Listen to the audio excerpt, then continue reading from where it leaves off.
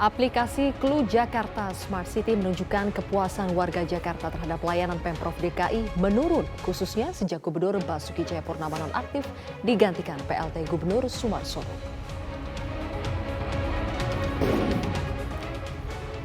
Pengungkapan kasus korupsi terkait pengadaan alutsista sebesar 12 juta dolar Amerika yang dilakukan pejabat di Kementerian Pertahanan diharapkan bisa menjadi pintu masuk pengungkapan korupsi alutsista lainnya.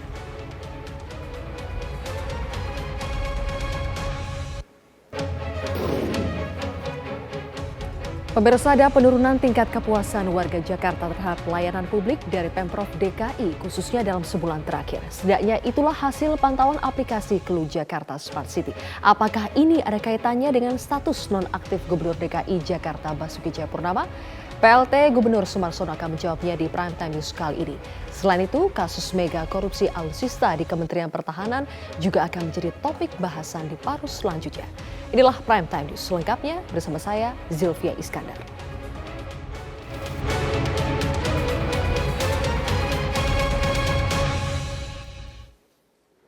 PLT Gubernur DKI Jakarta Sumarsono mengubah sejumlah kebijakan anggaran dalam KUA PPAS APBD DKI 2017. Hal ini sesuai dengan kekhawatiran Gubernur DKI nonaktif Basuki Cahayapurnama yang juga menjadi alasannya mengajukan uji materi kewenangan PLT Kepala Daerah. Gubernur DKI Jakarta nonaktif Basuki Cahayapurnama menyayangkan tindakan PLT Gubernur DKI Sumarsono yang merubah kebijakan umum anggaran dan plafon prioritas anggaran sementara atau KUA PPAS APBD DKI 2017. Basuki Cahayapurnama atau Ahok menyayangkan karena hal ini selain dikhawatirkan cacat administrasi juga tidak logis. Karena saat dia kembali menjabat usai cuti kampanye pada Februari 2017 nanti, maka Ahok akan menjalankan kebijakan anggaran yang bukan lagi hasil rancangannya. Saya bawa ke MK itu bukan mempersoalkan saya mau cuti tidak cuti, teman sebetulnya. Cuma waktu itu kan teman-teman keluarin beritanya seolah-olah saya tidak mau cuti tapi mau kampanye. Sebetulnya saya pertanyakan itu. Dia paksa saya libur hampir 3,5 bulan ini ketika sedang menyusun APBD. Sedangkan KUA PPAS sudah saya susun. Kan sudah saya susun. Terus masa nanti begitu saya masuk di dalam bulan Februari, saya mengerjakan APBD yang dikerjakan oleh seorang PLT. Pada Undang-Undang Dasar 45 saya mengatakan wakil saya saja tidak berhak menandatangani dokumen APBD.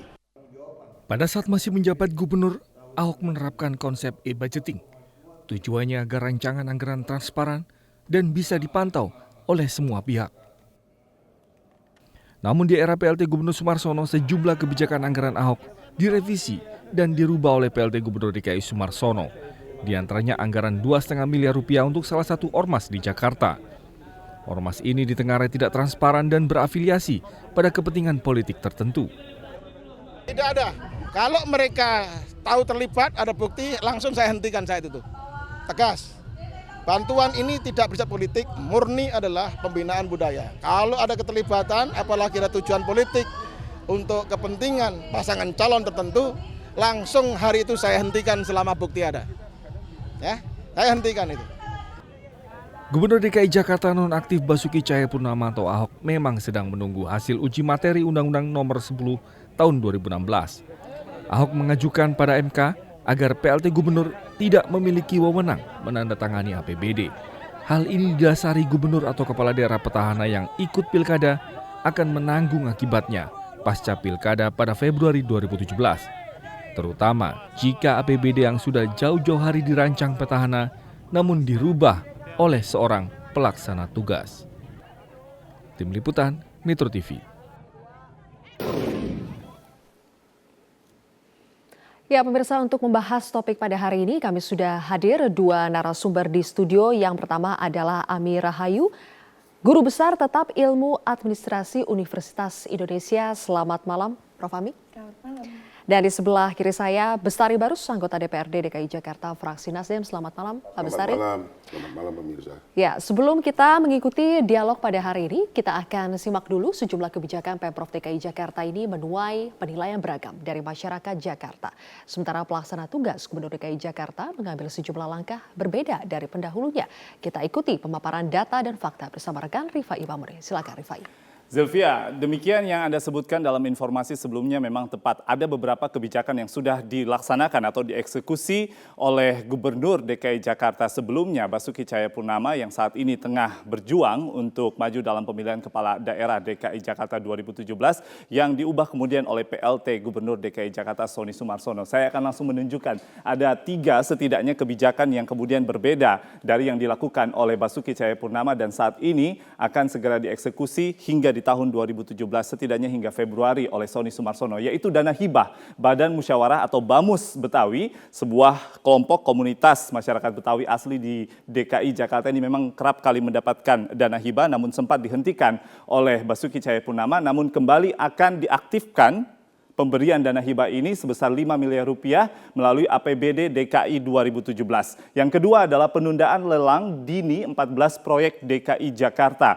Penundaan lelang dini ini diambil kebijakannya oleh Sonny Sumarsono, namun dalam 1 bulan terakhir sudah ada informasi bahwa lelang dini ini akan segera lagi ditindaklanjuti karena sudah ada kesepakatan dengan DPRD DKI Jakarta. Lalu yang ketiga adalah mengganti nama dan fungsi tim monitoring pungli karena sebelumnya Basuki Cahayapurnama memang sebelum adanya tim saber pungli yang kemudian diresmikan oleh pemerintah secara nasional sudah membentuk tim monitoring. Namun bagi Sonny Sumarsono namanya harus diganti karena tidak sekedar fungsi monitoring di sana atau pengawasan namun ada juga fungsi penindakan. Oleh karena itu namanya diganti menjadi tim saber pungutan liar DKI Jakarta. Praktis dari ketiga perubahan kebijakan ini, perubahan yang pertama dan yang kedua terkait dana hibah dan juga penundaan lelang dini. 14 proyek sempat dikritisi oleh Basuki Cahayapurnama. Namun ada beberapa hasil survei juga yang menarik untuk kita sajikan kepada pemirsa Prime Time News malam hari ini, Zilvia, terkait dengan survei tingkat ketidakpuasan pada program pemerintah Provinsi DKI Jakarta. Ini hasil survei dari salah satu lembaga survei Indonesia, yaitu Populi Center,